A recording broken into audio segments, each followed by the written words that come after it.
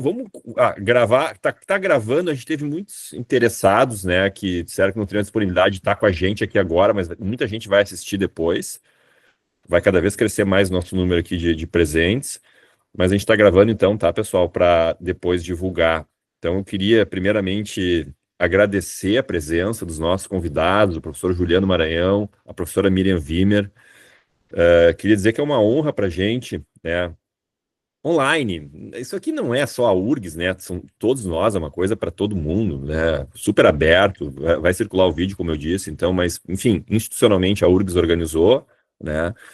No nosso ali projeto de pesquisa, que tem um grupo, né, de proteção de dados e a questão relacionada a esses aspectos da contemporaneidade. Acho que a inteligência artificial é o que está, né, tomando um espaço incrível das nossas discussões. E a honra de convidar esses colegas que são expoentes, né, no nosso país, duas personalidades realmente lideranças mesmo, né? A gente vê em todas as iniciativas o quanto Juliano Maranhão e Miriam Wimmer representam para o nosso país e o quanto a gente se sente, eu digo, né, bem representado e tranquilos quando eles se envolvem nesses projetos, né? Claro, a doutora e professora Miriam mais diretamente na NPD, mas em inúmeras frentes a gente enxerga ela, né? Pareceres, a própria atuação agora. Teve um webinário semana passada com a sua liderança também sobre o sandbox regulatório de inteligência artificial. O professor Juliano também trabalhando nesse, depois que a USP venceu o certame ali, né? Então, queria cumprimentar os colegas por esses desenvolvimentos também, estão atuando em conjunto, nós estamos nos acompanhando. E é realmente uma honra, né? Também saudar os nossos colegas todos aqui, estudantes, né? Nós temos estudantes da graduação aqui presentes, muito interessados, estudantes das mais variadas fases do curso, da pós-graduação. Acabei de citar a Vitória Paganella, uma doutoranda na Alemanha, em Kassel, que está 5 horas na frente nos assistindo, super interessada. Variados, né? Eduarda Paiva aqui também, que acabou de defender um mestrado sobre anonimização, que é interessantíssimo e vai ser como livro. Eu tenho certeza que o Juliano e a Miriam vão adorar esse livro sobre anonimização, tá? Enfim, a Jéssica também aqui tem, não vou citar tantos não, porque tem inúmeros fazendo pesquisa que já defenderam, são variados colegas, tá? E vamos iniciar, eu queria só aqui dizer como mais ou menos a gente se organizou. Nós vamos ter, é muito direto, ninguém vai trazer slides. Eu acho que não sei se a Miriam, até não perder se a Miriam vai. Não, então uma conversa bem, né? O Juliano vai começar, o professor Juliano, desculpa a informalidade, mas o professor Juliano vai começar, então, fazendo uma introdução, ele pode falar também o quanto quiser, né? E depois a professora Miriam vai também ter uma fala. Eu circulei no grupo, né, o texto do professor Juliano, né, a proteção de dados à luz da IA responsável. É um texto bem interessante, um texto longo, bem, né, com fundamento, né, aqueles textos acadêmicos e práticos que nos chamam, né, onde ele toca em alguns mitos ali sobre IA muito interessantes. Nós vamos ouvir dele isso agora, né? A ideia que ele tem, ele já teve no grupo, os dois já tiveram encontros nossos no passado. E eu acho muito interessante essa interface entre proteção de dados e inteligência artificial, colegas, porque é muito desafiador, né? Realmente, eu chego a dizer que se a inteligência artificial tivesse dentro da proteção de dados legislativamente, seria uma política legislativa que a gente podia discutir, podemos discutir, mas tem tanta interface que até caberia isso, tá? Tem essa autonomia já, nós temos um PL 2338 que vai ser aprovado, é minha convicção. Aliás, o papel da própria NPD nessa lei de IA que nós vamos ter, né, cresceu, tinha uma discussão de quem seria a autoridade pelo substitutivo mais atual, a NPD, na minha ótica, pelo menos eu acho que corretamente está assumindo essa frente, né, na regulação, e também essas questões internacionais, né, os europeus pensando, puxa, nós não estamos travando o nosso envolvimento a partir da proteção de dados, o desenvolvimento da IA, a questão global do que isso impacta. Eu me lembro do Macron esse ano falando nos seus discursos, né, e aí vem aquela questão do termo médio, né, Juliano, um filósofo, eu já vou passar a palavra para ti, do termo médio aristotélico, né? O que é da virtude ali, o que é o raso, o que vai ser o razoável da proteção de dados na leitura da IA ou na aplicação de IA, né? Então vou deixar de falar e quero ver esses colegas brilhantes. Então já passo de cara para lá o professor Juliano Maranhão, professor Juliano, nem vou apresentar currículo deles, vocês conhecem, né? São pessoas com experiências internacionais. A Miri tive num evento esses tempos que eu me surpreendi com o inglês como língua materna dela. Assim, uma coisa impressionante. Se vocês tiverem a chance de escutar um inglês perfeito falado por um brasileiro, escutem a professora Miriam Weber, é um orgulho para a gente, tá? Então fiquem com a palavra, professor Juliano Maranhão, à vontade para iniciar. Fabiano, muito obrigado pelo convite, por ter organizado esse encontro com a Miriam também, que é uma pesquisadora de ponta, alguém que está sempre também envolvida nos principais debates, como você colocou, e tem uma atuação assim impecável na NPD, e é uma grande amiga, é alguém que no WhatsApp eu leio um artigo interessante, já mando para a Miriam faz o mesmo, vira e mexe, a gente está trocando artigo, a gente gostaria de conversar mais do que a gente efetivamente conversa, a gente troca essas coisas quando se encontra em conferência, ou já ela vai para lá, eu vou para cá, no CPDP, Latam, a gente mal conseguiu conversar, só se cumprimentou. Então, precisa mesmo essas oportunidades para a gente sentar e debater. Então, estou muito contente com essa oportunidade que você construiu, Fabiano. E também agradecer e já cumprimentar todo o seu grupo, que é um grupo de excelência mesmo. Eu tive a oportunidade de visitar vocês quando apresentei aquela proposta, né, de regulação da inteligência artificial inteiramente baseada em programas de certificação, né? E é interessante que esse projeto meu evoluiu, né? Depois houve a incorporação no PL do programa de certificação, tem um capítulo sobre isso. Eu acho que foi um bom meio termo que concatenou, né, a atuação da autoridade com o programa de certificação. Acho que tem um bom caminho a ser explorado. E aí junto com o Georg Borges, da Unisar Landes, a gente foi vencer um bid do DFG com a CAPES recentemente, e o título do projeto, na verdade, era um projeto que estava destinado mais para as faculdades de engenharia, e a gente acabou entrando de impostor ali e pegamos o financiamento, né? Mas, óbvio, tem pessoal de ciência da computação junto com a gente. Mas o título do projeto é o potencial da certificação privada e voluntária como forma de regulação da IA, né? E eu estou falando isso porque nós acabamos de abrir, na verdade faz 2 semanas que eu já abri um edital para 6 bolsas de doutorado. Eu até já passei para você, Fabiano, aqui eu falo perante todos os seus estudantes e o seu time de pesquisa, se alguém pudesse interessar, por favor, se inscreva, e eu devo prorrogar até o final do mês, tá? Para avaliar os candidatos e então selecionar. Vai ser um projeto importante, com missões lá para a Alemanha, e a ideia é desenvolver um framework para programas de certificação em geral, voluntários e privados, né? Bom, dito isso, vamos entrar no nosso tema, que realmente é muito... É um tema que precisa ser enfrentado, né?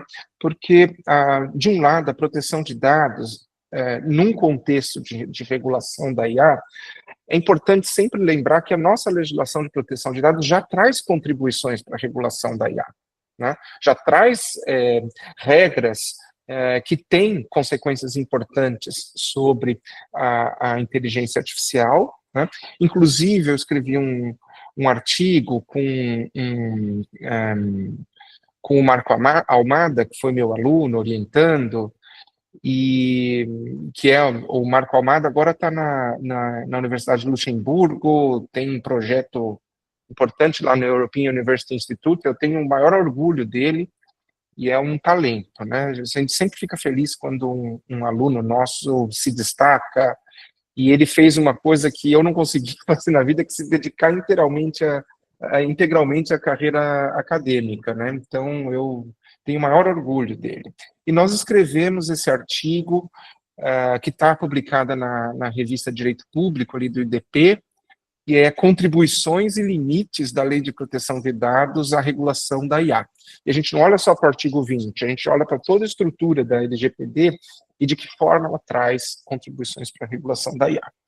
Agora, essas contribuições, elas precisam partir de uma interpretação adequada da LGPD, porque, de outro lado, a legislação de proteção de dados, vários dos conceitos fundamentais da legislação, inclusive a própria noção de dado pessoal, a própria compreensão daquilo que é dado sensível, ela sofre um impacto importante diante do potencial de inferência dos sistemas de inteligência artificial. Então, esse é um tema muito importante para nós discutirmos hoje.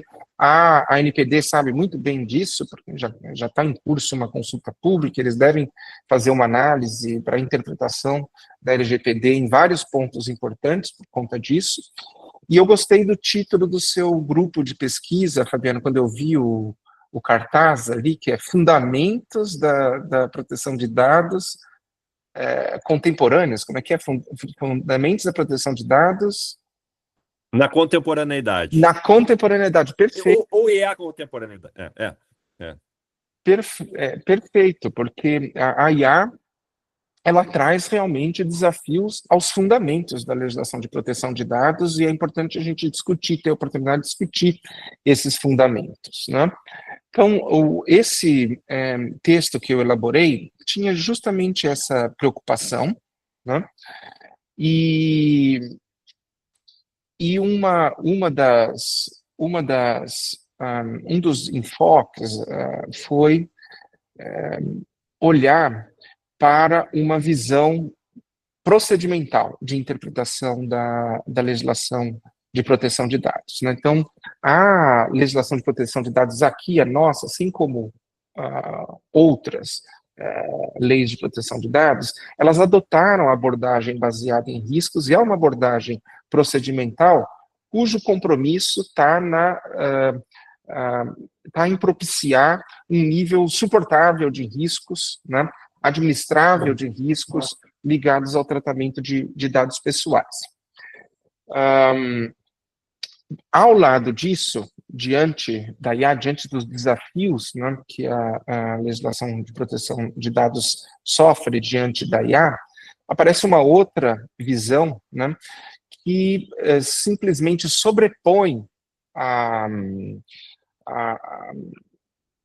ética de IA responsável na análise das questões envolvendo tratamento de dados. Então, de um lado, você tem a visão procedimental, de outro lado, a visão que sobrepõe a IA responsável. E a proteção de dados acaba sendo só um dos valores ali dentro da ética de IA. Eu acho que as duas visões são extremas e têm problemas, né? Porque isso pelo papel fundamental, crucial, que a proteção de dados tem para a garantia de direitos fundamentais no ambiente digital e, em particular, para a projeção da personalidade individual, que é um dos traços fundamentais para a proteção da livre manifestação do pensamento e também do engajamento de cada indivíduo nesse ambiente digital. Então, a proteção de dados pessoais ela é fundamental para a democracia, né? Então, qual foi a proposta de interpretação que eu fiz e apontei ali 4 vícios, que são tendências facilmente, em que nós caímos facilmente, porque a leitura procedimental está muito marcada mesmo na nossa legislação, né? A ideia foi partir de um princípio que eu resgatei lá de um debate lá atrás, na discussão da GDPR na Europa, que é o princípio de precaução substantiva, né? Então, ele decorre do princípio de prevenção, mas ele começa a análise de impacto de um sistema de IA, ele começa a análise perguntando qual que é o impacto que esse agente traz para a projeção da personalidade individual, né? E a partir dessa pergunta é que eu olho para os demais valores ligados à IA responsável. Então, ela parte, né, da precaução substantiva e da precaução quanto ao direito à autodeterminação informativa e à proteção de dados. E, obviamente, ela parte dos procedimentos de governança que estão previstos na legislação. Mas ela não fica limitada a esses procedimentos e tenta entender de que forma, qual a melhor forma de se ler esses procedimentos e aplicar esses procedimentos para assegurar substantivamente o direito à proteção de dados. Por que isso? Porque muitas vezes aqueles procedimentos podem se mostrar excessivos para garantir a proteção de dados e afetar outros interesses relevantes para a ética de IA responsável, e, por outro lado, por vezes aqueles procedimentos podem se mostrar ineficazes, e isso exige uma interpretação da autoridade para assegurar a precaução substantiva. Então, por enquanto, eu fui muito abstrato, né? Mas a ideia é de que, e é muito comum, olhando para o lado de teoria do direito, né, uma legislação, ela sempre traz situações, por ela generalizar e regular abstratamente, não concretamente, ela sempre traz situações de aplicação que são subótimas, né? E você, em nome da legalidade, aplica esses procedimentos ou regras ou obrigações que são previstas abstratamente, ainda que se admita alguns pontos de aplicações subótimas, né? Mas, quando nós enfrentamos uma situação de transformação, como essa situação de transformação tecnológica que é trazida pela inteligência artificial, esses subótimos aumentam. Então, é importante você olhar, no final das contas, qual que é o princípio, qual que é o valor a ser protegido e atuar no sentido de garantir esses valores que são protegidos pela legislação, né? Então, no nosso caso, aqui, qual que é o problema com a visão procedimental, né? A legislação de proteção de dados, eu procuro trabalhar isso no estudo, ela nasce numa atuação nos tribunais, né? E os tribunais estão preocupados com uma possível violação concreta de um direito, né? Então, por natureza, uma atuação substantiva de proteção de um direito concretamente ameaçado, né? Quando você passa para a fase legislativa, existia preocupação quanto à assimetria de informação em relação ao titular de direitos e os controladores. Então, a alternativa foi jogar toda a análise para os controladores avaliarem os riscos e adotarem as medidas de mitigação, que é a abordagem baseada em riscos. E ela é, por excelência, procedimental. E ela é procedimental de uma tal forma que separa cada etapa de tratamento de dados e busca adotar medidas de controle, né, e prevenção em cada etapa. Qual que é o problema nessa visão? Ela tira o foco de todo o processo de tratamento ou do resultado, o propósito do tratamento em geral, olhando para cada etapa como uma preocupação em si.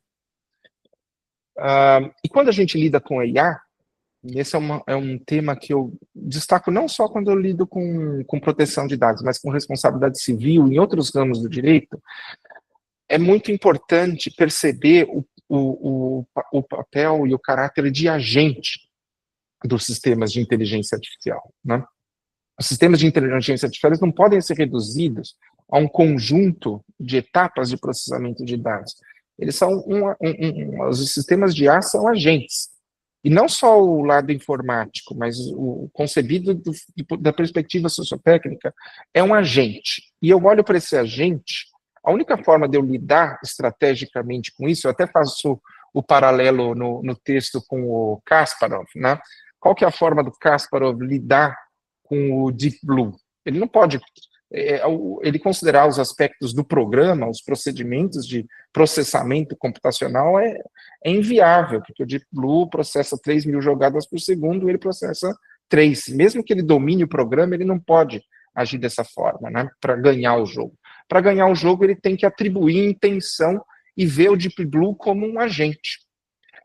Eu acredito que da mesma forma, ao aplicar legislação sobre a IA, a gente tem que conceber a IA como um agente e entender qual que é o propósito da ação da IA como um agente, né?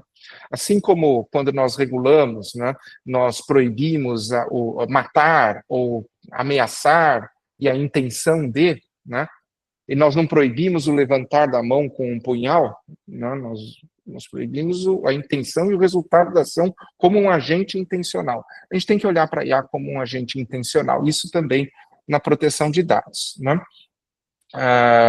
Essa é a visão, porém, com o foco principal nessa intenção, a pergunta primeira é de que forma isso afeta a autodeterminação informacional, a ação desse agente e a proteção de dados pessoais. Para então levantar as questões sobre os outros valores em jogo.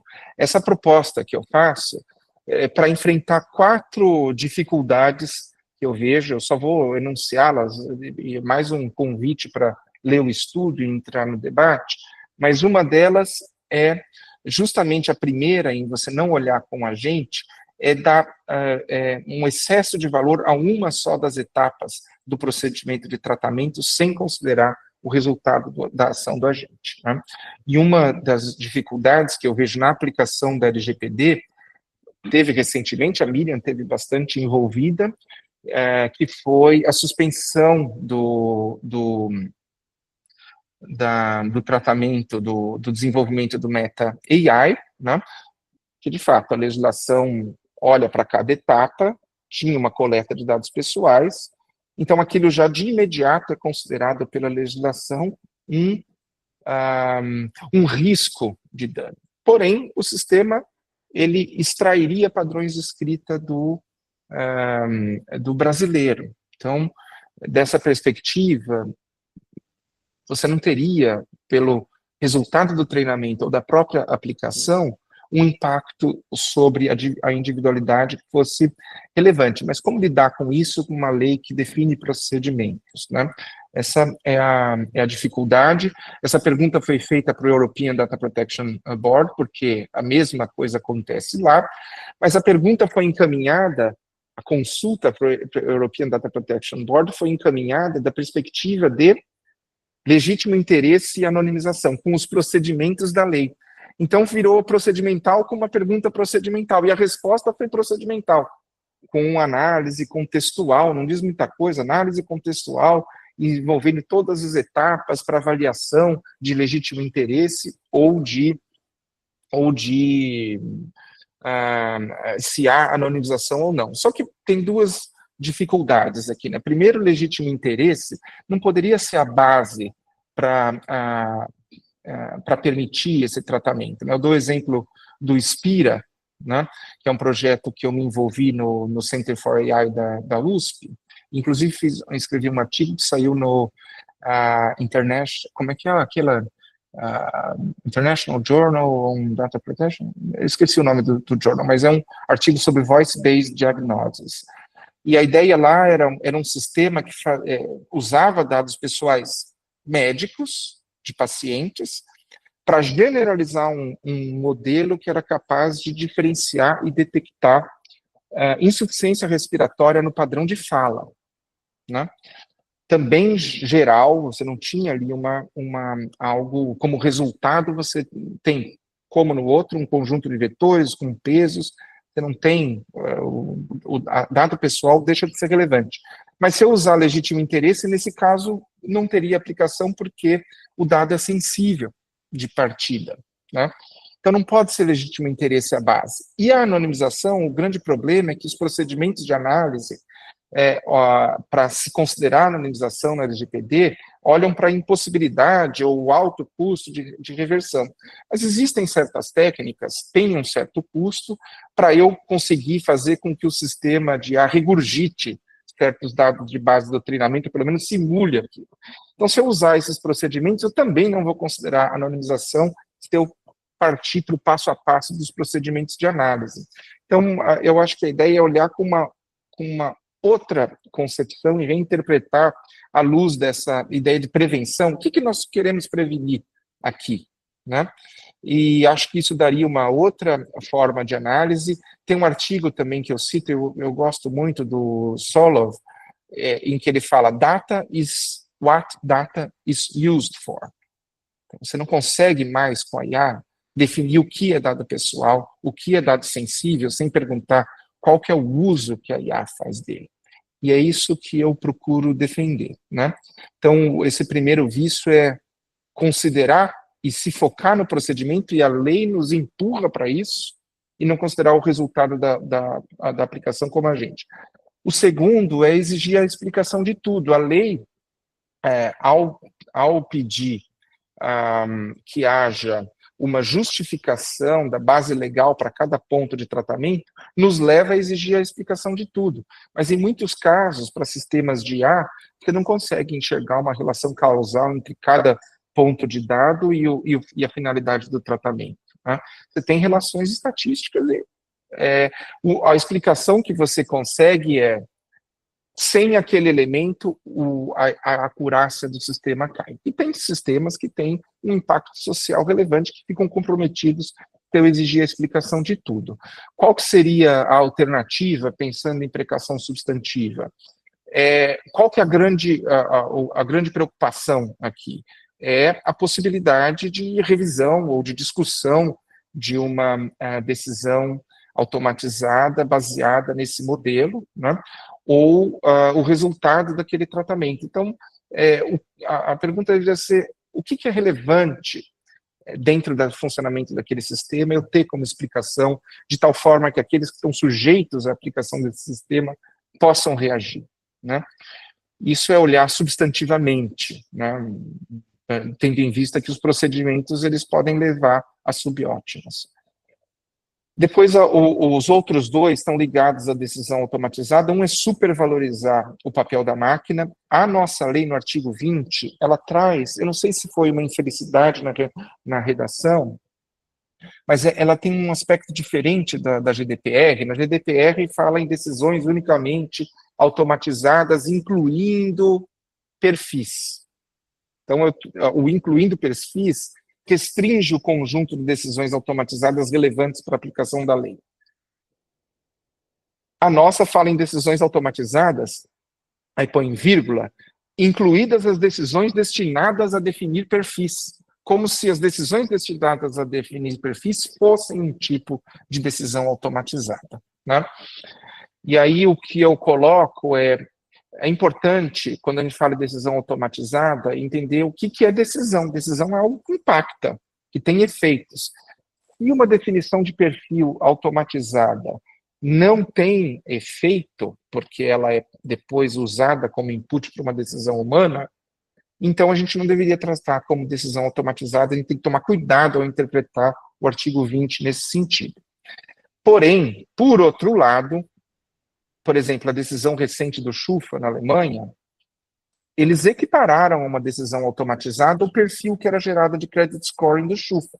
Apesar de, no desenho e na discricionariedade nos bancos, o Schufa é só um input para uma decisão humana.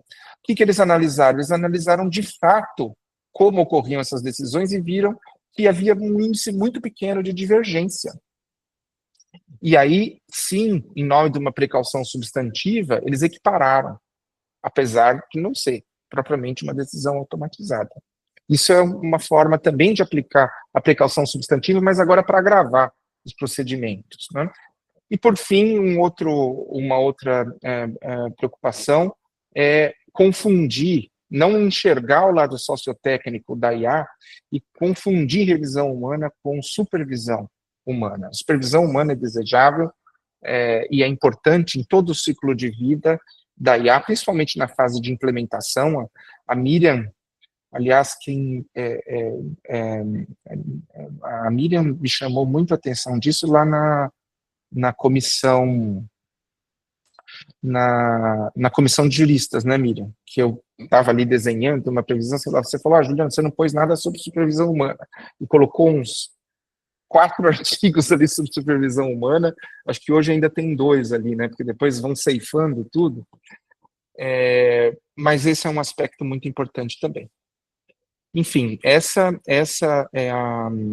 são as ideias que eu defino, tomar cuidado nessas junções críticas de interpretação da lei, evitando olhar só a leitura procedimental, que a lei acaba nos forçando mesmo a isso, mas também não passar por cima da lei em nome de uma análise da ética de a responsável, como se a proteção de dados fosse mais um dentre os valores. Eu acho que esse é um valor central. A pergunta tem que partir do qual o impacto que tem sobre a personalidade individual e a autodeterminação informacional. Depois a gente vai olhar quais são as implicações nos demais valores. Essa é a ideia. Tá ótimo, Juliano, perfeito. Acho que o texto é muito rico, né? Um texto, como eu disse, bastante fundamentado, mas acho que tu colocasse aqui essas 4, né, que você isso tá, essas junções críticas que você chama, né, de interpretação da legislação de proteção de dados com a inteligência artificial. Muito bem. Eu, desde logo, vou passar a palavra, então, para a professora doutora Miriam Wimmer, e fica bem à vontade, Miriam, para fazer suas considerações aí no tempo que quiseres, na extensão que quiseres, e sobre o que quiseres. Até te disse, se quiser relatar um pouquinho do dia a dia da autoridade, do teu trabalho nessas interfaces, fica à vontade também de comentar um pouco sobre a perspectiva do Juliano. Um prazer ter você aqui com a gente. Muito obrigada, professor Fabiano. Queria começar agradecendo o convite. É sempre uma alegria participar das discussões que você promove aqui com os colegas da URGS, mas também com a comunidade mais ampla. E uma satisfação enorme também participar desse debate com o professor Juliano, que é um interlocutor frequente e muito relevante, né, na formulação de questionamentos mesmo sobre para onde vai o rumo de interpretação legislativa face a essa nova tecnologia. O professor Juliano também envolvido formalmente com as iniciativas da NPD, por meio do projeto Sandbox regulatório. Então é uma satisfação enorme realmente poder participar dessa discussão, e queria te agradecer, professor Fabiano, pelo gentil convite, sempre é uma satisfação. E eu achei engraçado você falar, professor Fabiano, que eu posso comentar sobre o que eu bem entender. Seja livre, seja feliz. E eu pensei que, já que essa é uma conversa informal, seria interessante, talvez, fazer uso dos meus 2 chapéus, mas de maneira parcimoniosa. Então, de um lado, falar um pouquinho sobre o que a NPD tem feito nesse tocante, mas depois também, talvez, reagir um pouquinho ao texto do Juliano, que é um texto que é muito provocativo, que instiga muitas reflexões, e talvez uma reação muito inicial, tá, Juliano? Porque eu ainda pretendo ler o texto com mais calma e talvez ter outras oportunidades para falarmos a respeito. Mas então, botando primeiro o chapéu de ANPD, eu queria comentar aqui, como muitos de vocês sabem, muitos dos participantes têm acompanhado, a ANPD tem colocado o tema de IA no centro das suas preocupações, né? Então, havia um momento em que se debatia ainda se IA era um tema ou não a ser abordado pela ANPD. Eu acho que esse momento passou, porque, de fato, a gente está falando de uma tecnologia que se alimenta fundamentalmente de dados, especialmente dados pessoais. Então, onde houver dados pessoais, há a incidência da LGPD, portanto, há um espaço de atuação da Autoridade Nacional de Proteção de Dados. E eu me recordo que quando nós construímos a agenda regulatória atualmente em vigor, eu estava no finalzinho do meu primeiro mandato na NPD, e eu lembro que era um tema que não tinha surgido assim com muita clareza, e eu particularmente insisti muito para que o tema entrasse formalmente na agenda regulatória da NPD, porque eu visualizava que, ainda que não tivéssemos um projeto de lei aprovado, porque o timing legislativo enfim, sempre uma incógnita, né, sujeito a muitas interferências, né, como as nuvens em Brasília, se olha, está de um jeito, depois está de outro, mas ainda que não houvesse avanços na seara legislativa, havia já uma responsabilidade da NPD por lidar com o assunto e por trazer talvez mais clareza quanto às regras do jogo, né, trazer mais segurança jurídica, trazer interpretações, E assim é que hoje, quando a gente olha para o tema de IA, ele está presente em diferentes frentes da NPD. Então, ele está na agenda regulatória, ele está também nas ações de fiscalização, como mencionado até pelo professor Juliano, e ele está também no âmbito do projeto de sandbox regulatório, que para nós é uma ferramenta para obtenção de insumos para atividade regulatória em sentido lato, né? Então, tanto insumos na seara normativa, como também para as nossas ações de fiscalização, que já estão em andamento, né? Enfim, o universo não espera a gente ter maturidade, né? Firmar nossas convicções, os casos vão surgindo, a gente é obrigado também a se debruçar sobre eles. Então, no campo da agenda regulatória, eu acho que vale mencionar que a gente não está falando necessariamente de um regulamento, né? Então, para quem acompanha a NPD, vocês sabem que inicialmente a gente faz uma avaliação de impacto regulatório, que inclui diferentes etapas de tomar ciência do tema, né, de sentir a temperatura, de compreender as suas implicações. Nesse processo de AIR, nós fizemos a tomada de subsídios, né, e é a partir dessa avaliação que nós poderemos discutir se vai ser um regulamento, se vai ser um enunciado, se vai ser um guia orientativo, se não vai ser nada, enfim. Então, a gente está numa fase inicial de busca de melhor compreensão da interface entre IA e proteção de dados pessoais. E apenas para mencionar, nessa tomada de subsídios, nós abordamos uma multiplicidade de questões. O professor Juliano falou sobre entender a relação entre LGPD e IA, não apenas lá no artigo 20, mas de maneira mais ampla, e essa é também a nossa perspectiva. Então, a gente discutiu lá, por exemplo, a incidência dos princípios da LGPD sobre IA, né, princípio da necessidade, princípio da finalidade, que são princípios com caráter notadamente procedimental, né, Juliano? São princípios que fogem um pouquinho daquela abstração, né, do princípio geral, abstrato, mas tem uma característica muito procedimental. Então, tratar o mínimo de dados necessário para atingir a finalidade, não usar os dados para finalidades secundárias incompatíveis com a finalidade original. Então, esses são temas importantes. Depois a discussão sobre boas práticas, medidas de salvaguardas, quanto ao tratamento de dados pessoais no contexto de IA. O debate sobre hipóteses legais, que hoje eu acho que é talvez um dos mais complexos que nós temos, né, dada a diferenciação entre dados pessoais sensíveis e não sensíveis, as diferentes hipóteses que podem ser usadas nesses casos. Também o tema da revisão de decisões automatizadas. E aqui, professor Juliano, eu super concordo que o artigo 20 nos traz muitas nuances e diferenças importantes com relação ao GDPR, né? Inclusive, sobre o que é uma decisão tomada unicamente com base no tratamento automatizado. No GDPR, a gente tem aquela delimitação que afeta em seus interesses, aqui não existe, né? Então, o que é uma decisão? Qual que é o nível de participação humana que descaracterizaria o unicamente, né, automatizado, para fins de incidência do artigo 20, em quais casos a revisão humana é necessária, sempre, em algumas hipóteses apenas, quais seriam essas, né? Então esse é também um grande tema.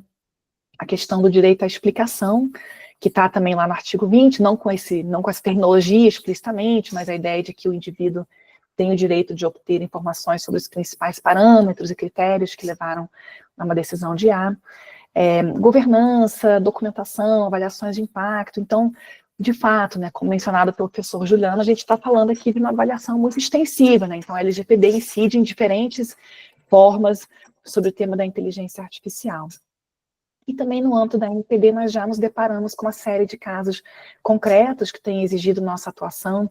Essa é uma peculiaridade da NPD e do momento no qual a gente vive, em que muitas vezes os casos concretos se antecipam ao esforço regulatório, né? Então a gente se deparou com o caso Meta, mencionado pelo professor Juliano, em que houve uma alteração da política de privacidade da empresa, que informou de maneira muito discreta, digamos assim, que ela passaria a usar os dados dos seus usuários, né, os dados públicos, para fins de treinamento de IA generativa. Esse foi um tema que gerou uma grande repercussão social, né? Muitas críticas, as pessoas se sentiram enganadas, frustradas nas suas expectativas. Como assim meus dados vão ser usados? E nesse caso, a NPD, de fato, atuou, emitindo uma medida preventiva, que é como se fosse um freio de arrumação, né? Espera aí, eu estou vendo que potencialmente tem um problema aqui, vamos dar uma paradinha para a gente olhar com mais cuidado. E nesse caso, as principais questões que a NPD identificou foi, em primeiro lugar, a questão da hipótese legal usada para o treinamento de dados pessoais, o uso de dados pessoais de treinamento de IA. Então, como vocês sabem, no caso de dados pessoais sensíveis, não é possível usar o legítimo interesse.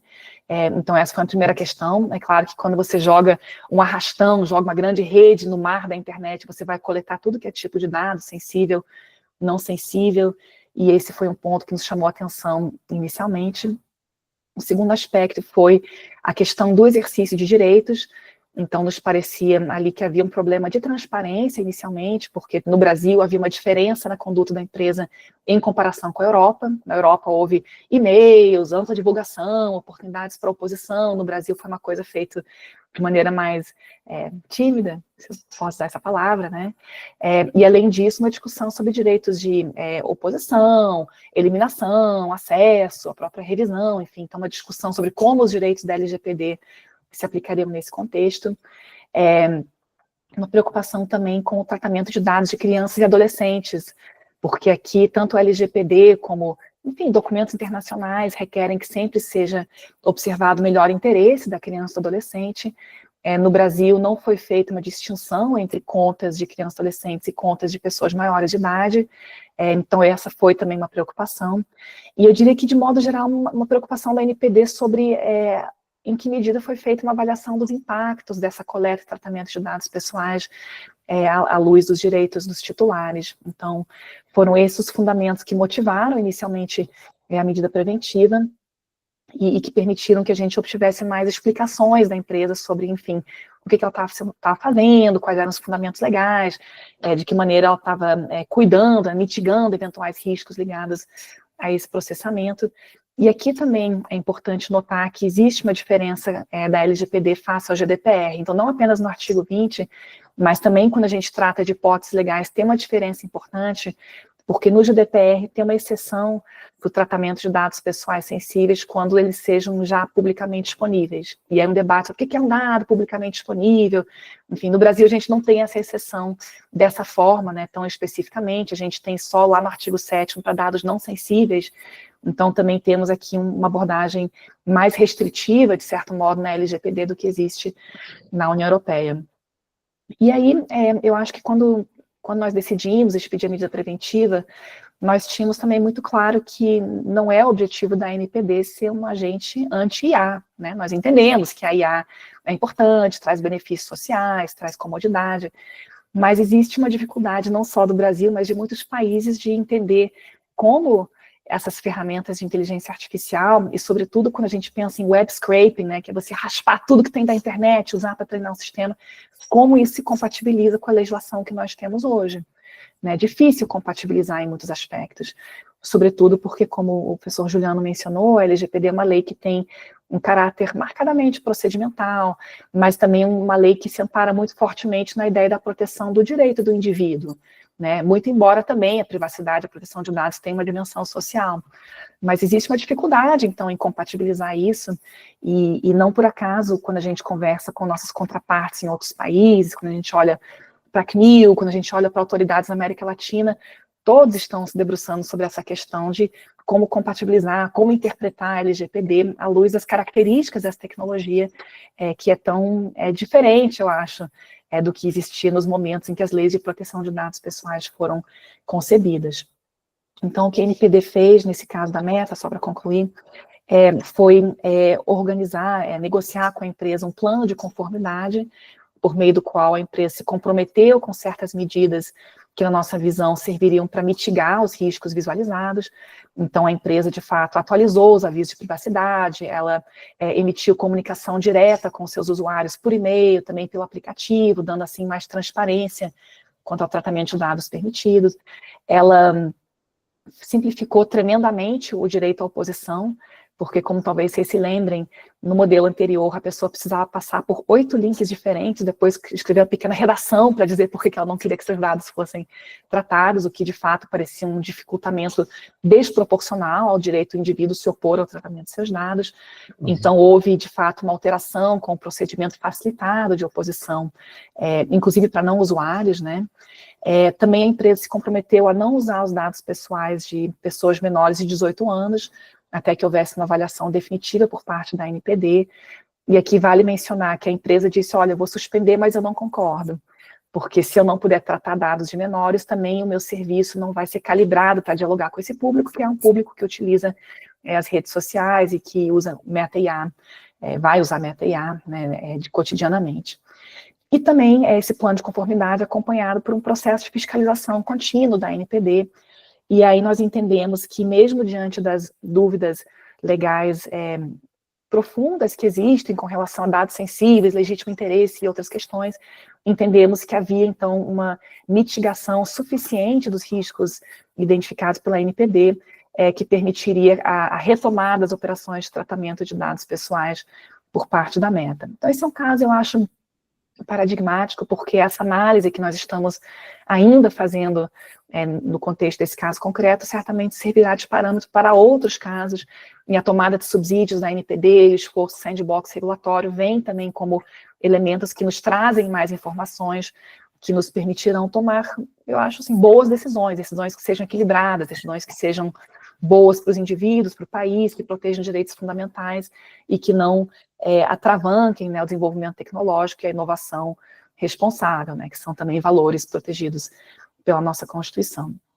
E aí, talvez, um último ponto que eu gostaria de destacar, ainda falando um pouquinho com o chapéu ANPD, é que esse debate sobre a interseção da proteção de dados pessoais e inteligência artificial é também um debate que está presente no Congresso Nacional. O professor Fabiano falou logo no início, olha, temos já um projeto de lei autônomo, mas também é um assunto que está inserido claramente no escopo da proteção de dados pessoais, e eu me recordo, professor Juliano, que quando participamos da comissão de juristas, em muitos momentos a gente se viu tendo que fazer essa conciliação, né? Então, a LGPD fala em transparência, mas é de tal maneira, e não discriminação, e aqui a gente vai usar uma linguagem diferente, sim ou não, né?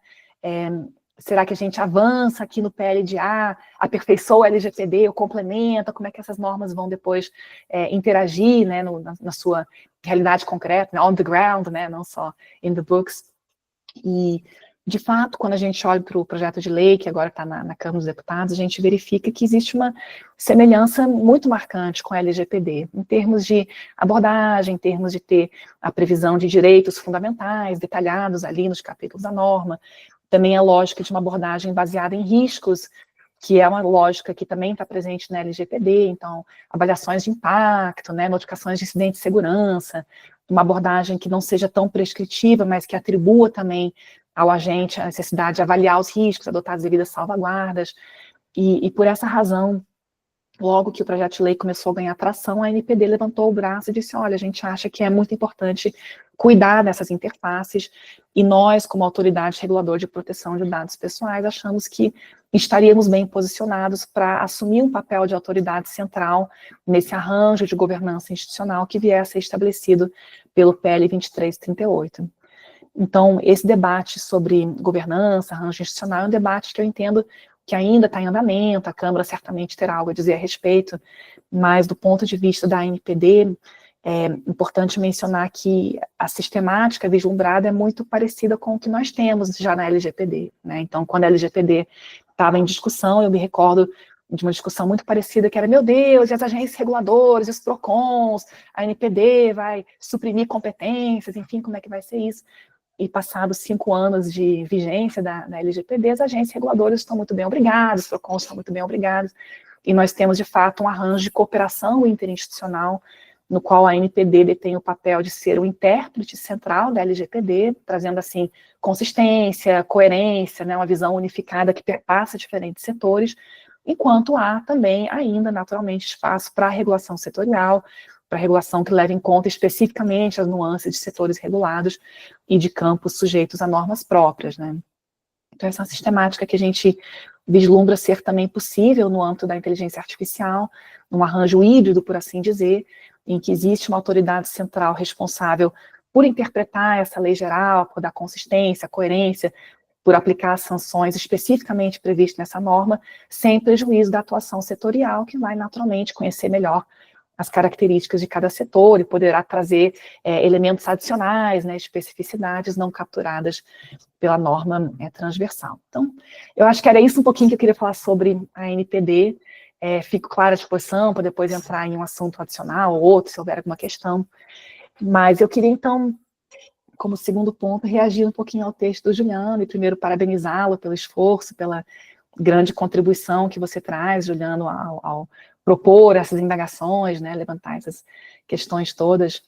E queria dizer que eu li com muito interesse o seu texto, e eu achei muito interessante essa distinção que você fez entre uma abordagem procedimental, que prioriza o cumprimento estrito da legislação em todas as etapas do tratamento de dados pessoais, focado mais nos aspectos individuais, e essa abordagem finalística que você menciona, né, que eu não quero colocar palavras na sua boca, por favor, me corrija depois se eu não estiver interpretando corretamente, mas eu entendi que além de uma dicotomia entre procedimental e finalístico, você também traz de alguma maneira uma tensão entre individual e social, né? Então os exemplos que você traz sobre inovação, saúde pública, são exemplos em que você coloca ênfase nos benefícios sociais da IA, de certo modo contrapondo-se a uma visão mais individualista, que talvez estivesse subentendida ali numa abordagem mais procedimental da proteção de dados pessoais face à inteligência artificial.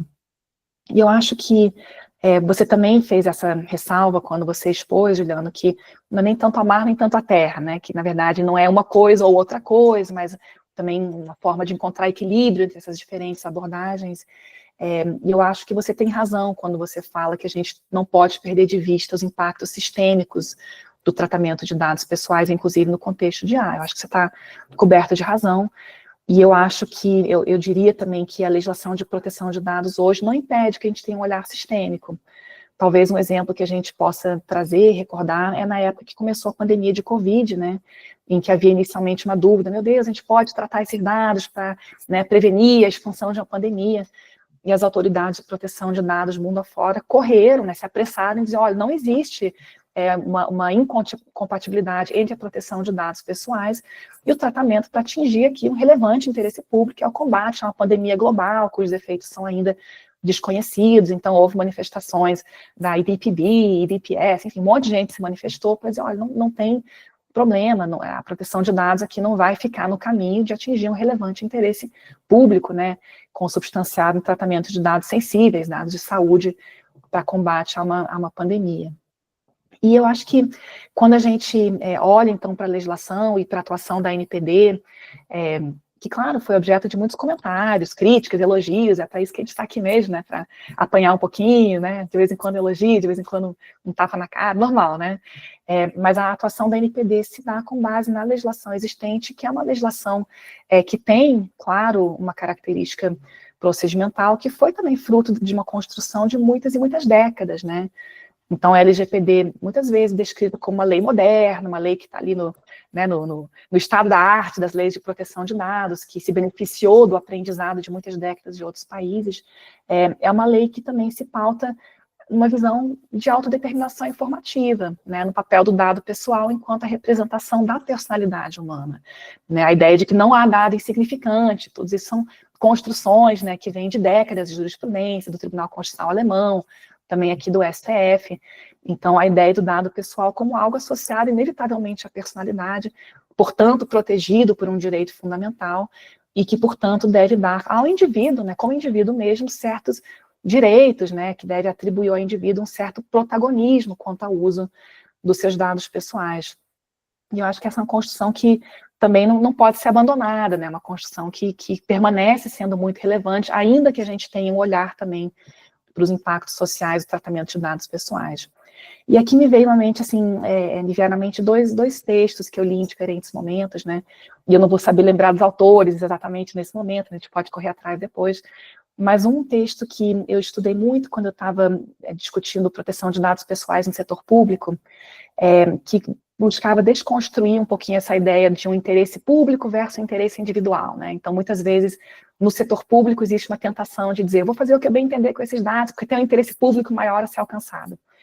E esse primeiro texto, que eu preciso correr atrás do autor, não vou lembrar, ele dizia, olha, mas a proteção de dados pessoais, a privacidade também tem um interesse público, né? Não é um interesse público versus interesse particular, mas são dois interesses públicos, porque uma sociedade na qual não há proteção de dados pessoais é uma sociedade na qual outros direitos fundamentais também são fragilizados, como a liberdade de expressão, a liberdade de associação, a liberdade de locomoção, e assim por diante. Então, esse é um aspecto que eu acho que a gente tem que mantém em vista quando a gente busca esse equilíbrio entre dimensões que você mencionou, Juliano, então aspectos procedimentais, mas também aspectos finalísticos, né? Então, a ideia de que existe um interesse público também na proteção de direitos individuais que acabam ganhando uma dimensão coletiva. E o segundo é um texto muito legal, que foi a professora Laura Schertel quem me passou. É um texto de um autor chamado Lorenzo Dalla Corte. Eu não sei se você o conhece, mas eu super recomendo, posso depois passar as referências. E o texto se chama A Right to a Rule, direito a uma regra, on the substance and essence of the fundamental right to personal data protection. Então, o direito a uma regra sobre a substância e a essência do direito fundamental à proteção de dados pessoais. E eu não vou aqui, enfim, descrever o texto em detalhes, mas acho que é uma leitura super legal. E ele faz referência a um debate que está posto, sobretudo na Europa, sobre o que é, afinal, o direito fundamental à proteção de dados pessoais. Existem muitas críticas, o professor Fabiano talvez já tenha se deparado também com esse debate na Alemanha, em outros países, mas existem muitos autores que dizem, olha, o direito à proteção de dados pessoais, ele é desprovido de densidade, porque ele é um direito sobre tudo, né? Ele é um direito que tem uma amplitude tão grande que é difícil identificar qual que é o seu núcleo essencial, para que serve esse direito, que é usado em contextos tão diferentes, né? E nesse texto, Lorenzo Dalla Corte, ele busca primeiro distinguir o que é o direito à privacidade e o que é o direito fundamental à proteção de dados pessoais. Ele identifica que ambos têm dimensões substantivas e procedimentais, mas ele argumenta que, diferentemente da privacidade, que tem um núcleo substantivo mais denso, digamos assim, o direito fundamental à proteção de dados pessoais pode ser compreendido, sobretudo, como um direito a um procedimento. Né? Então, ele fala que a proteção de dados pessoais tem uma natureza prevalentemente formal e procedimental, ao invés de substantiva. Então, ele fala da ideia de a right to rule, um direito a uma regra, a um procedimento. Ele fala também da proteção de dados pessoais como uma ferramenta de transparência. Então, enquanto a privacidade muitas vezes está voltada para a opacidade, a proteção de dados pessoais estaria voltada à transparência, não para impedir o tratamento de dados pessoais, mas para permitir o seu tratamento de acordo com certas condições, em resposta a essas profundas assimetrias de poder e de informação que existem na nossa sociedade contemporânea. E eu achei interessante, lembrei desse texto, Juliano, e não estou dizendo que ele se opõe ao seu, enfim, mas acho que é uma visão também complementar ao que você traz, porque quando a gente olha para a LGPD, a gente verifica mesmo essa ideia de um direito a um procedimento, né? Então, obrigações de transparência, limitações quanto aos usos secundários, princípio de minimização, direitos individuais, regras de governança, accountability, né, o direito de se opor a tratamentos, né, então tem mesmo essa natureza, essa característica, e de novo eu acho que não é algo que necessariamente se opõe a uma visão dos benefícios sociais da inteligência artificial, sabe, ou mesmo de um tratamento que leve em consideração mais claramente o impacto, né, que é algo que você descreve no seu texto. E eu acho que quando a gente olha, né, para as proposições que você nos traz, Juliano, que eu acho que são corretas, não discordo fundamentalmente nenhuma delas, né, eu acho que elas têm que ser consideradas levando em conta que também a IA pode gerar impactos individuais, né, então os exemplos que você traz são benefícios sociais amplos, né, eu vi você argumentando lá no CPDP Latam que, olha, se o meu dado é tratado para treinar um sistema de IA generativa, isso não traz impacto nenhum para mim, pessoalmente, né, mas existem sistemas de IA que produzem impactos individuais, sim, né? E a gente está cheio, né? A literatura está repleta de exemplos deles. A gente pode falar de discriminação algorítmica, viés racial, no reconhecimento facial.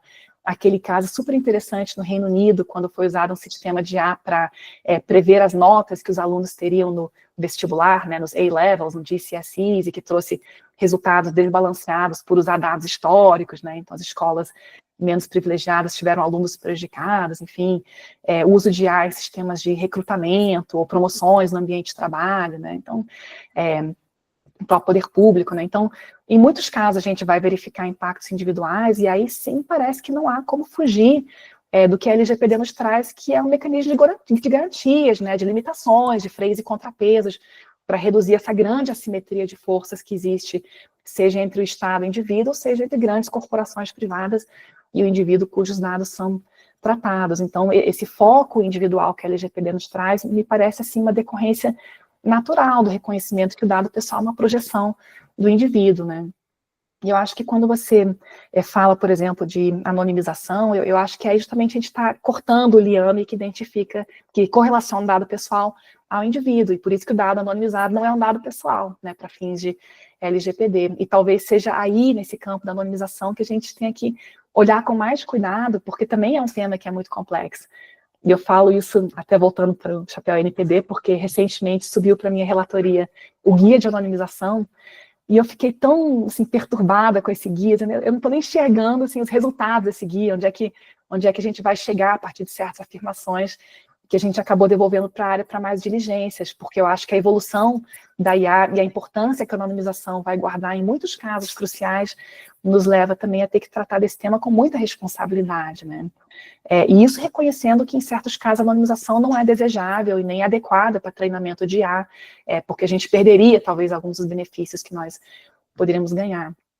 Mas eu acho, então, assim, já para concluir, eu diria assim, talvez reforçando o que você mencionou, Juliana, mas também puxando, talvez, o pêndulo mais para o outro lado, para a gente encontrar uma posição de equilíbrio, é que, ao mesmo tempo que a gente tem em vista, né, esses benefícios sociais, a necessidade de estar de olho no resultado e não tanto em cada etapa, também a gente tem que cuidar um pouquinho dos riscos de uma flexibilização exagerada, né, de uma certa ambiguidade regulatória. Assim, pode, não pode, eu vou olhar só depois, que já está feito, e aí depois é irreversível, como é que resolve, né? E lembrar também que a abordagem procedimental tem um papel preventivo, e você falou de precaução substantiva, que eu acho que é um olhar preventivo, mas muitas vezes a gente não consegue vislumbrar exatamente qual vai ser o resultado lá na frente, né? E aí você ter procedimentos a priori, né, ou uma abordagem ex ante, que é o que traz a LGPD, também nos traz, assim, algumas salvaguardas, alguns pontos de controle, talvez, que ainda que possam depois ser flexibilizados, e eu menciono de novo o caso Meta, que é um caso no qual a NPD disse, deixa eu olhar, tá bom, siga, mas com cuidado, né?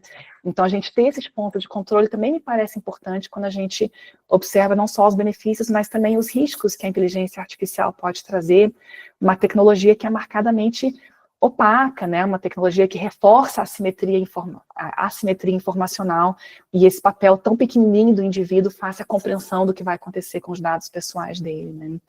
Então, eu acho que o seu texto acerta em muitos pontos, e, de novo, eu concordo com muitos deles, muitos mesmo, sabe? Eu acho que a questão da revisão versus a supervisão humana é uma questão fundamental, sabe? Eu também não acho que tem que ter revisão humana em todo e qualquer caso, é preciso construir parâmetros, é preciso entender também o que é uma supervisão humana substantiva, né, verdadeira, para valer, né, que proteja da forma como a gente está imaginando, e eu acho que talvez, no fim das contas, a minha reação ao seu texto primeiro de um grande elogio, mas também de uma preocupação com o equilíbrio, para que a gente não perca de vista também as proteções que a dimensão procedimental pode nos trazer face a uma tecnologia que ainda é muito misteriosa, né, para todos nós. Então, acho que seria isso que eu teria a comentar, assim, como primeiro momento, Juliano e professor Fabiano, e fico aí super à disposição para a gente continuar debatendo, também para a gente conversar com o pessoal da turma, responder eventuais perguntas. Muito obrigada mais uma vez. Muito obrigado, professora doutora Miriam. Realmente são comentários, as duas falas, mais o texto do Juliano, realmente nós teríamos que ter um dia de debates, né? A verdade é essa. Eu quero só fazer algumas pequenas considerações, depois passar para o professor Juliano um pouquinho, e depois a gente ouvir os colegas, que já tem uma pergunta aqui no chat. Eu quero dar a voz para os alunos, nossos participantes, né? Primeiro, assim, para indicar né, a riqueza do texto do Juliano, eu compactuo com muito também dele. Eu acho que essa ideia, né, de que algumas premissas e valores, ou até vamos colocar procedimentos e ferramentas, aqui para usar a expressão da Marion Albers, né, da caixa de ferramentas que a proteção de dados nos coloca à disposição, uma caixa de ferramentas procedimental, né, que precisa realmente de uma leitura adequada para que se estabeleça, e esse aspecto sociotécnico que o Juliano coloca, eu acho que é muito importante, né, para que se estabeleçam as funcionalidades que a sociedade precisa. E, ao mesmo tempo, a dificuldade que por isso que é interessante ouvir a professora Miriam também, né, para a autoridade, né, para a supervisão nossa, aqui eu falo da supervisão da NPD, e eu não precisava nem falar da NPD, é das autoridades em sentido amplo, né? Porque se a gente for pegar realmente o problema da meta, eu vou citar aqui outros dois, um mais brasileiro, que é o projeto Estádio Seguro, que passou pela NPD, né? Com diversos inputs de melhoria que tinha que ter na pré-consulta que foi feita, né? Uma lista extensa. E o projeto da OpenAI, do WorldCoin, que agora, até onde eu sei, virou World e se tirou o Coin, né? É muito interessante, que também me parece que foi nesse mesmo sentido. Olha, segura isso aí um pouquinho, vamos analisar aqui, vamos suspender por hora, e talvez no mundo inteiro, né, na África, nas mais variados continentes, né, quando se olhou para esse projeto, as dificuldades que tem de, ao enxergar isso, né, fazer esse diálogo que permita que esse elemento funcional, se a gente for pensar bem, eu não sei, perguntaria para vocês também depois, né? Até fugindo um pouco, mas é necessário, vocês acham que é necessário uma prova de humanidade no mundo atual, que é o que, por exemplo, aquele projeto da OpenAI pretende, muito embora tenha aquela finalidade financeira, que está um pouquinho escondida no caso, né? Assim, mas isso é bem interessante, né? Então, e as dificuldades pelo que passam essas autoridades, eu acho assim, incrível, né? Mas ao mesmo tempo eu me lembro até, Juliano, tu falasse, né, do início europeu da jurisprudência. É bem interessante isso, porque o Spiro Simitz tem um texto dele que ele diz assim, olha, a primeira lei do mundo é da década de 70, mas aqui na Alemanha nós vamos dar efetivamente atenção à proteção de dados em 83, com a decisão do censo. Interessante isso o Simitz dizer, né? 13 anos depois, né? O professor de Frankfurt, onde o Juliano foi professor visitante também, né? E aí eu me lembro, assim, dessas decisões por exemplo, do tribunal alemão, e me lembro do Rosnagel me dizendo, né, na Alemanha, pode ver, essas decisões, o tribunal assim, tem uma inconstitucionalidade parcial, eu vou deixar tu continuar, seja com o censo, né, seja com a questão depois que veio no outro direito fundamental desse que é citado no trabalho do Juliano, da integridade e confidencialidade, mas eu vou dizer assim, melhora teu procedimento aqui, faz essa sintonia fina, que eu acho que é o grande desafio que era das cortes antes, acho que essa evolução o Juliano tratou bem, e que agora, centrado nas autoridades, é um elemento bem interessante, né? Então, eu teria muitas coisas aqui, eu anotei muita coisa para comentar com vocês.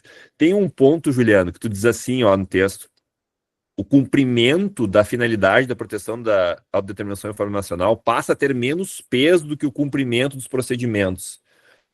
Eu faria uma crítica, tem umas afirmações, eu faria uma crítica que, assim, a autodeterminação informacional parece o valor, é o direito fundamental. Então, quer me parecer que o que muda é como manter a atenção a esse valor diante da caixa de ferramentas que a disciplina nos oferece, entende? Então, é claro, hoje a pergunta é essa, como é que eu vou manter a autodeterminação informacional, que no fundo é a liberdade do indivíduo desenvolver a sua personalidade diante do progresso da inteligência artificial, e com um quadro normativo que é característico dele na nossa concepção europeia que o Brasil seguiu, né? O artigo 2º nos expressa isso, né? Liberdade no modelo de negócio, nós vamos ter privacidade, proteção do consumidor, proteção, autodeterminação informativa, né? Que veio na LGPD, legislar. Então, o que me parece é que onde nós temos uma crise, talvez, é no consentimento e no exercício dos direitos. Mas o valor da autodeterminação informativa, ele segue lá, e assim, como é que nós vamos conseguir que as pessoas mantenham a sua liberdade, não sejam surpreendidas, né, diante dessa evolução.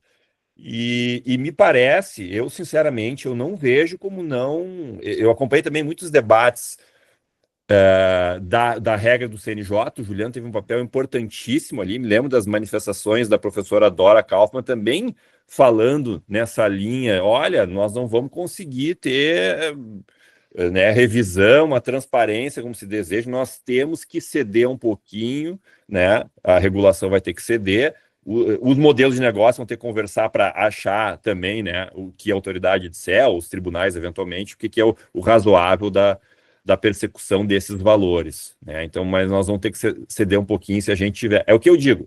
Eu acho que ainda, por exemplo, na minha opinião, posso estar errado, mas, para dar um exemplo, a prova de humanidade ainda vai vingar. A questão é como é que nós vamos chegar lá depois que todas as autoridades, né, e se vai ser nesse modelo, talvez não nesse modelo que tem um ativo criptográfico, né, um criptoativo ali por trás que remunere, que realmente toca na questão do consentimento, pode ter um problema ou não, né, mas que talvez a questão da finalidade outra, né, que talvez seja para isso, mas no fundo se quer outra coisa. Então, esses desafios para mim são incríveis, tá? Eu queria passar rapidamente só para o Juliano também fazer uma consideração e depois ambos respondem as perguntas. Se o Juliano puder agora comentar rapidamente, a gente puder ter 10 minutos depois para as perguntas, para a gente acabar realmente ao meio-dia, fica à vontade, colega. Eu acho que está mutado, Juliano. Vou tentar ser breve, agradecer primeiro as críticas da Miriam, achei muito interessantes, e as suas também, Fabiano. Pena que são poucos minutos, né? Se a gente tivesse mais tempo, seria ótimo, porque, na verdade, eu divulguei esse texto e eu quero discutir para depois montar um texto que eu vou submeter a alguma revista, né? Até olhando para revistas internacionais, né? Porque esses temas se repetem em toda a legislação de proteção de dados, na GDPR, inclusive. Eu vou aproveitar e já ler uma pergunta de um aluno que está aqui, né? Ótimo. Porque amarra com um ponto da Miriam. A precaução substantiva se manifesta ao exigir uma postura crítica do intérprete aplicador da lei que deve considerar o efetivo valor social da privacidade e da proteção de dados. É uma das coisas que eu digo ali no texto. Pergunto como isso poderia ser aplicado especificamente no contexto de dados da saúde manejados por IA, tendo em vista que um simples dado pessoal pode ser sensível e trazer informações sobre a saúde. Como é que eu aplico precaução substantiva aqui?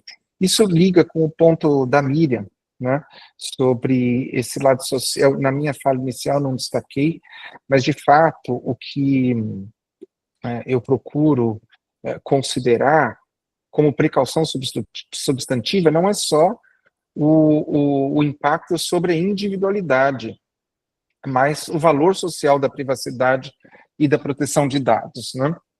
E acho que tem uma decisão lá fora, que é essa do IT-Grundrecht, Fabiano, em que a segurança pública foi, num primeiro momento, oposta ao direito de proteção de dados do indivíduo que era investigado, né? Mas a discussão evoluiu para um direito à própria tecnologia, né? É totalmente transsubjetivo, né? O direito à tecnologia já diz muito, né? Porque o que se preocupava ali era pôr segurança pública com o valor social da privacidade como um valor coletivo, né?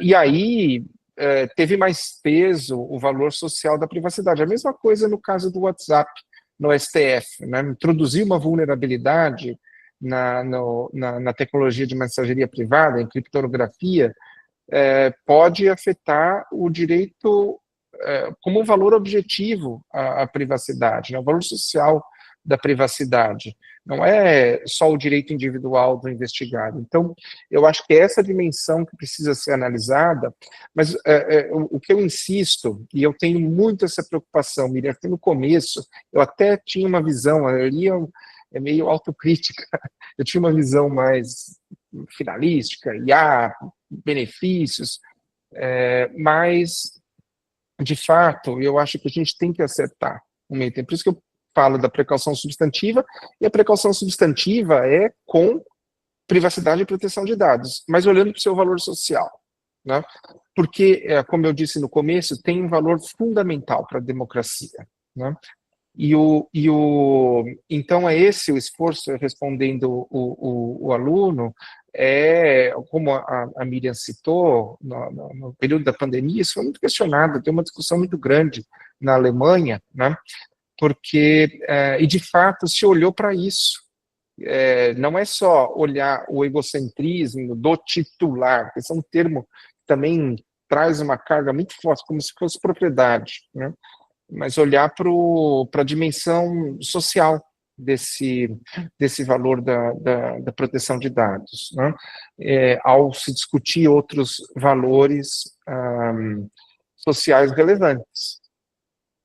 E com relação a esse texto, Miriam, de fato, sabe que em teoria do direito tem uma discussão sempre presente na relação entre moral e direito, que é você, entre a ideia de legalidade e olhar para os valores substantivos de moralidade, você pode transpor isso para o valor da segurança jurídica, no fundo, né?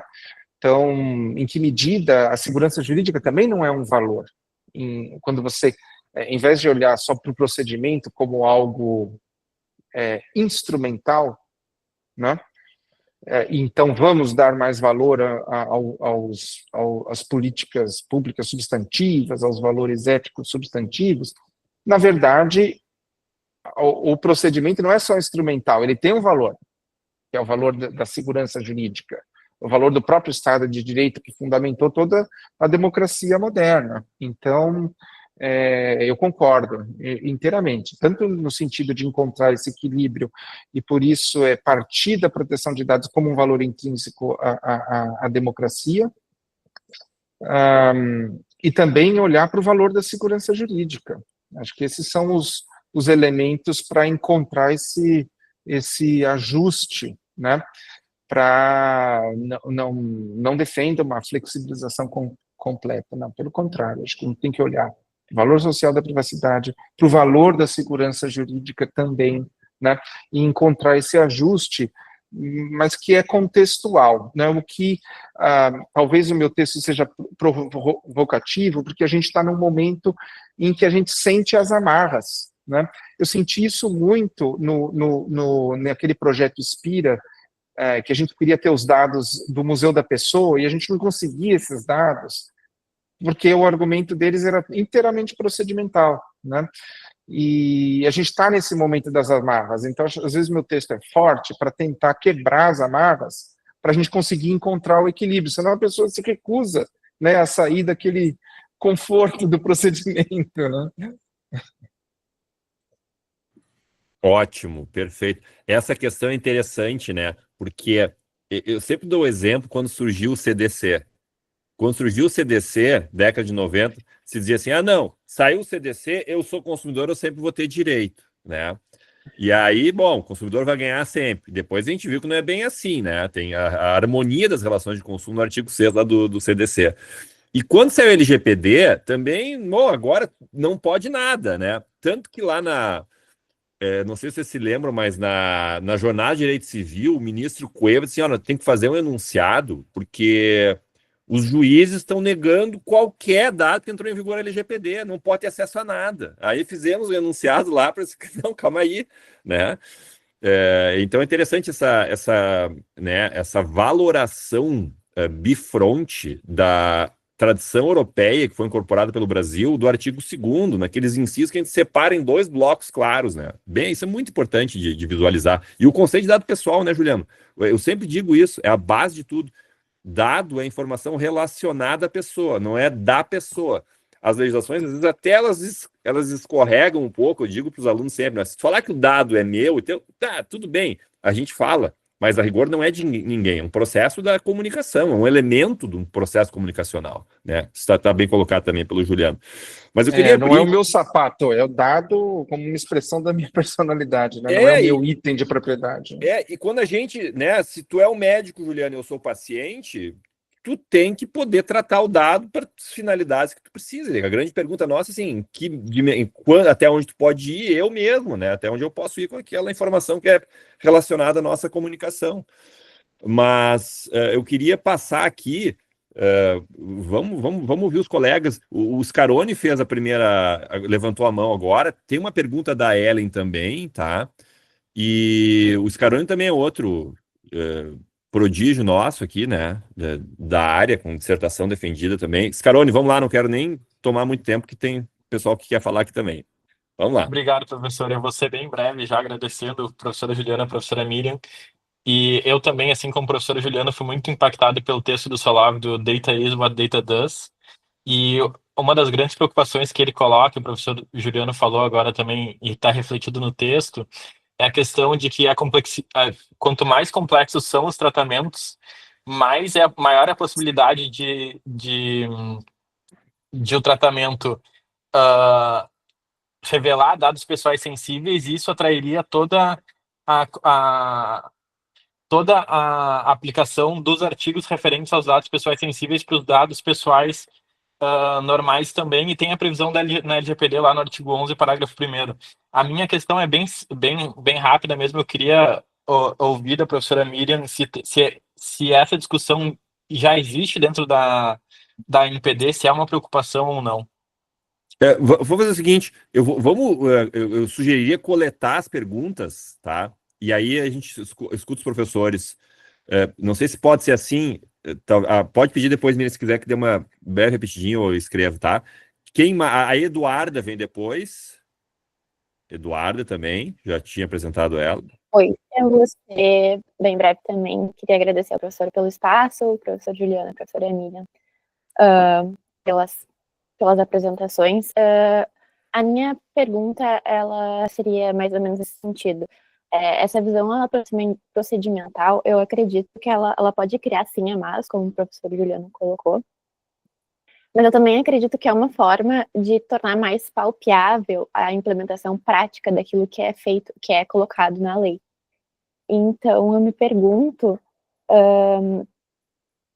se essa visão, o foco no impacto, especialmente quando relacionado com a inteligência artificial, como isso pode ser operacionalizado, né? Uma forma de que fique mais, de fato, mais palpável do que se a gente realmente não colocasse tanto foco no procedimento. Obrigada, seria isso. Perfeito. O Otávio. Oi, Otávio. Opa, vamos lá. Bom, a pergunta ela é um pouco mais direta até. Ela pode... Enfim, se essa visão taxonômica da caracterização dos dados pessoais, ela deveria ser abandonada ao fim. Isso é literalmente seca a pergunta. O conceito na de dados proteção pessoais, de dados. o conceito existente o conceito das Da legislações... taxonomia. Da Tá. taxonomia, basicamente. Ah, tá. Tá bom. Se a gente vai para uma abordagem mais contextual, tudo em função do texto em relação com a inteligência artificial e as necessidades de processamento. É uma questão interessante. Tem que ter uma revisão, né, das leis de proteção de dados, isso é uma questão interessante. O que o professor Juliano ele coloca é que com a agência sociotécnica da inteligência artificial, a gente teria querendo um ponto de inflexão na teoria dos dados pessoais, de maneira geral, de privacidade e proteção de dados. Perfeito. Eu acho que são essas, né? E os inscritos. Tem a Podemos. Vitória Ah, Vitória, desculpa. Desculpa, Vitória. Boa tarde, bom dia ainda para vocês, né? Boa tarde aqui. Muito obrigada pelas apresentações, foi muito interessante. O texto do professor Juliano também achei muito provocativo, também trouxe vários questionamentos. Eu teria, de forma direta, uma pergunta para a professora Miriam, uma pergunta para o professor Juliano. Para a professora Miriam, em relação ao caso da Meta, eu gostaria se você poderia comentar um pouquinho mais sobre a questão de como foi enquadrado as bases legais para realizar esse treinamento de inteligência artificial, e se esse plano apresentado pela Meta ele foi disponibilizado para acesso público ou se ele fica dentro, né, da avaliação da NPD, porque aqui, como vocês também já devem ter escutado, foi recentemente, houve essa mesma discussão, e no âmbito da Alemanha houve uma mobilização bem forte de ONGs, né, tentando barrar que esses dados fossem utilizados para treinamento de inteligência artificial pela Meta, e houve uma decisão que permitiu, né, de forma preliminar a continuidade, e essa decisão, por sua vez, está sendo muito questionada por parte da doutrina em relação aos critérios que foram utilizados para o legítimo interesse e em conformidade com o que o Tribunal Europeu estabelece, entre todos esses outros pontos que a professora Miriam também trouxe de como viabilizar os demais direitos do titular de dados após, né, o que o treinamento já se estabeleceu, né, essa irreversibilidade. E seria mais ou menos nesse sentido. E em relação ao professor Juliano, a minha pergunta seria em relação a esse princípio da precaução substantiva, se ele seria decorrente do princípio da prevenção, porque não é mencionada a precaução, mas se a gente poderia interpretar ele a partir da prevenção e como que isso estabelece, né? E, pelo que eu entendi, o substantivo, ele se relaciona ao caso concreto, ou se poderia, enfim, elaborar um pouquinho mais para a compreensão do significado desse princípio de precaução substantiva, se seria algo que precisaria ainda ser regulamentado numa futura legislação, né, de inteligência artificial, por exemplo, enfim, em relação a esse princípio. Muito obrigada. Ótimo, obrigado, Vitória. Vamos começar pela professora Miriam. Sim, pois não. Eu achei muito interessante que as perguntas giram um pouco em torno do mesmo tema, né? Então, essa dicotomia entre dado pessoal sensível e não sensível acaba atraindo a incidência de um conjunto mais restrito de hipóteses legais, no caso, artigo 11, parágrafo 1º, né? E aí a questão bem prática da Vitória, no fim das contas, que diz respeito à hipótese legal do legítimo interesse como fundamento que foi utilizado pela Meta para tratar dados pessoais, né? A gente está, Scaroni, sim, muito atento ao fato de que quando você trata dado pessoal sensível, você restringe as hipóteses legais e que, de fato, as hipóteses do artigo 11 não parecem dar conta dos modelos atuais de coleta de dado pessoal para treinamento de IA generativa por meio de web scraping. E eu vi que alguém postou aí no chat, inclusive, um texto muito interessante que trata, né, The Great Scrape, né, o conflito entre scraping e privacidade, também do Daniel Solov, e eu acho que esse é um tema, enfim, nós estamos prestando atenção nisso, ao mesmo tempo em que temos uma certa dificuldade para desconsiderar a existência de dados pessoais sensíveis dentro desse grande universo de dados coletados para fins de treinamento de IA generativa. Então, a pergunta do Otávio, eu entendo, se a gente deveria abandonar essa dicotomia, não é isso, tá? Dado pessoal sensível, focando, sobretudo, numa análise contextual.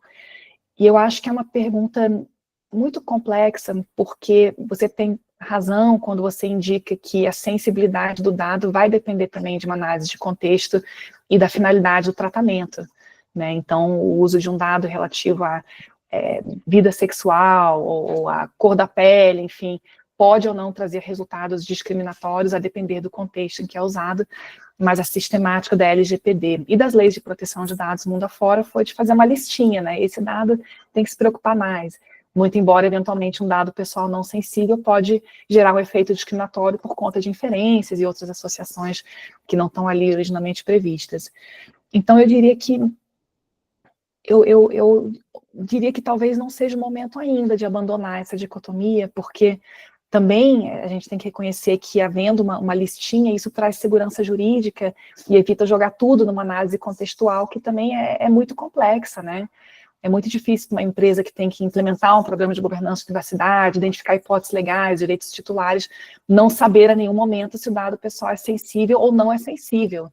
Então, ao mesmo tempo que a dicotomia nos traz desafios, por exemplo, no contexto de treinamento de IA, ela também nos traz segurança em alguma medida, porque eu sei o que eu tenho que fazer com aquele dado, né? Então, mas eu concordo plenamente com a sua crítica quanto à necessidade de uma análise contextual em muitos casos e a dificuldade que isso nos traz quando a gente pensa num rol fechado de dados pessoais sensíveis, por exemplo, tá?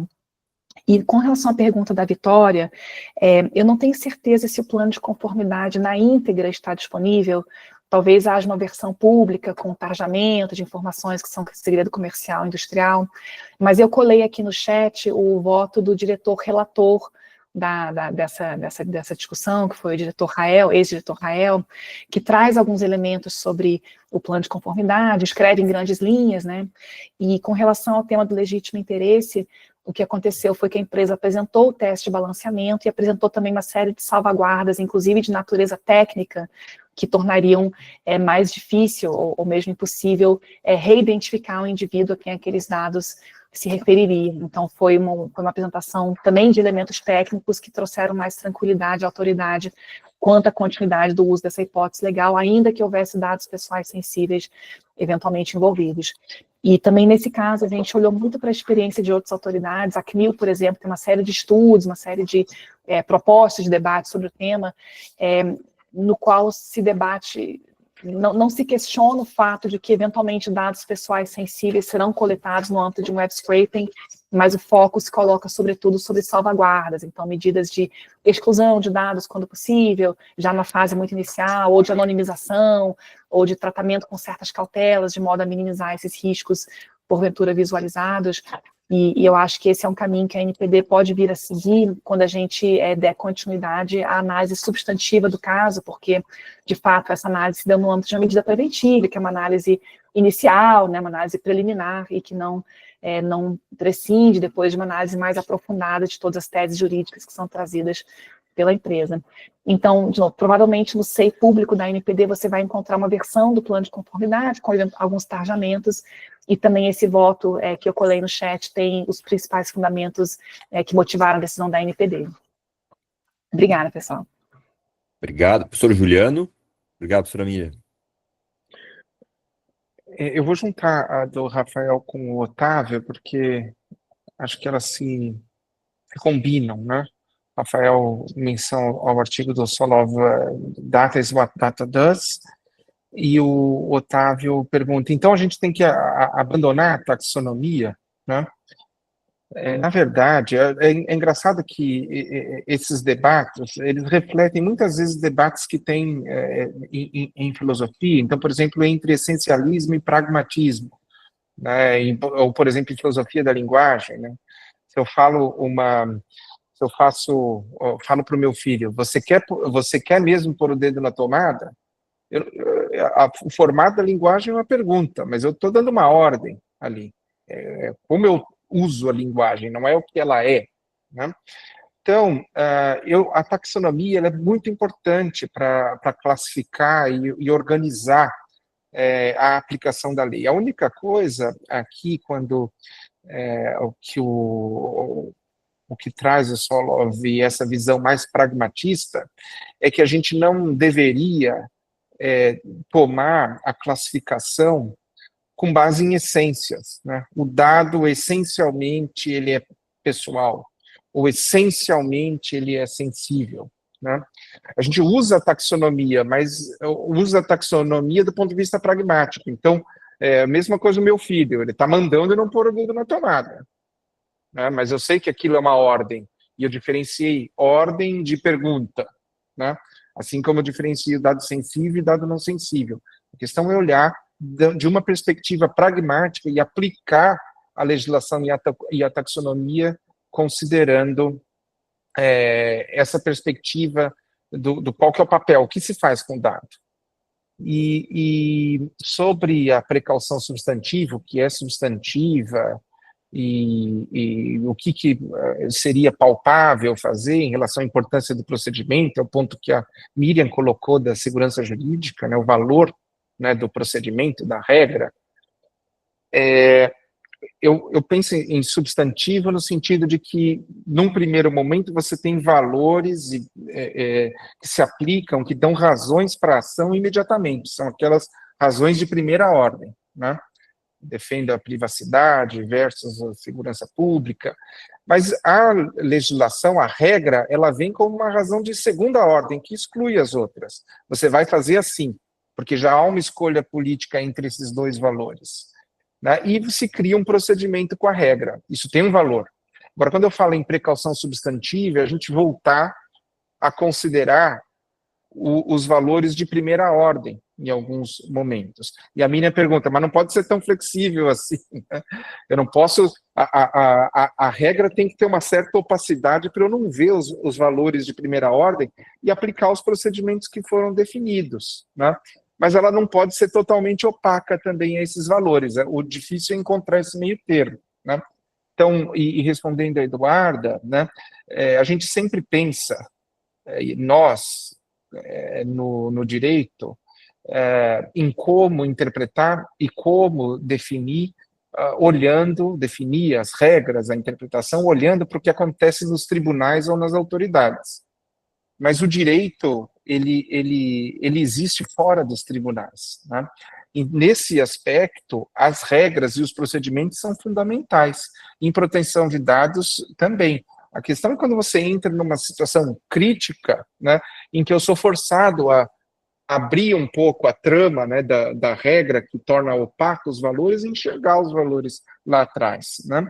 E aí assegurar isso que eu estou chamando a atenção. Quando aumentam os subótimos, você tem que ter um pouco mais de flexibilidade. Mas eu concordo com a Miriam que não é arrancar o procedimento de vista, principalmente quando a gente olha para os mecanismos de compliance que são by design e by default.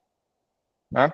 Isso é um mecanismo de compliance que é implementar o procedimento. Não tem como um compliance implementar valores, substantivos, num compliance by design, by default, eu consigo implementar procedimentos.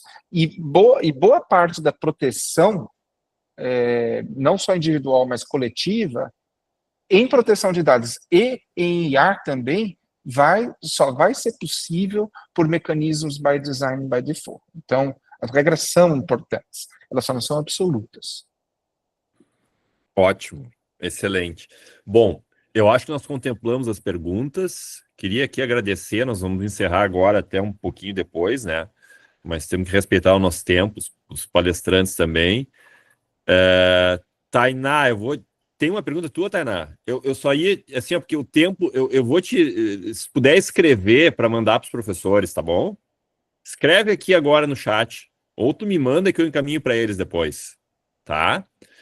E então queria agradecer a professora Miriam, o professor Juliano, foram excelentes as considerações, o quanto a gente aprendeu com eles, né? E as perguntas também, acho que os colegas aqui fizeram ótimas perguntas, queria também parabenizar, né, os nossos pesquisadores, né, que contribuíram realmente. Tá bom? Depois eu passo, André Pontin, grande abraço, nosso procurador da Procempa aqui. Eu queria, depois eu passo a pergunta para vocês da Tainá, tá? Que é a nossa estudante aqui também da faculdade. Muito obrigado, nós vamos encerrando e nós vamos passar para o YouTube essa gravação e compartilhar o link com todos, tá bom? Forte abraço, Miriam, Juliano, todos. Muito obrigado pela aula aí, pelas aulas. Obrigado, Fabiano. Obrigado, Miriam, pelas críticas. Juliano. A gente continua falando. Com certeza. Continuamos em diálogo. Tchau, Muito tchau, obrigado gente. pela apresentação. Obrigado. Obrigada. Obrigado, caríssimo.